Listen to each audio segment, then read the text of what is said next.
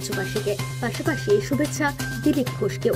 শুভ নববর্ষে ভালো থাকার বার্তা নিয়ে পথে নেমে সাংসদ কাকুলি ঘোষ দস্তিদার জনজুয়ার থেকে শুভেচ্ছা দিলেন মানুষকে সুস্থ ও স্থিতি থাকার বার্তা।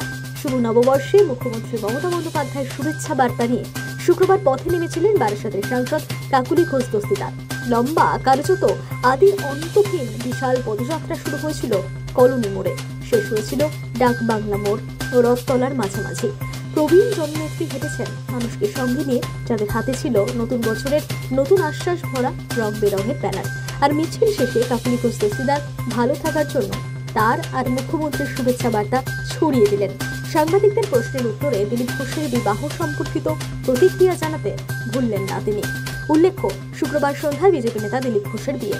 বিজেপি নেতার বিবাহের প্রাক মুহূর্তে বিবাহ ইচ্ছুক দিলীপ ঘোষকে শুভেচ্ছা জানালেন কাকুলি ঘোষ দস্তিদার। 1432 সাল সর্বভারতীয় তৃণমূল কংগ্রেসের পক্ষ থেকে নেত্রী মমতা বন্দ্যোপাধ্যায় শুভেচ্ছা সবার ঘরে ঘরে পৌঁছে দেওয়ার জন্য আমরা পথে নেমেছিলাম। সবাই সুস্থ থাকুক, শান্তিতে থাকুক, ভালো থাকুক, ভাইয়ে ভাইয়ে, ধর্মে ধর্মে যেন কোনো বিরোধ না হয়।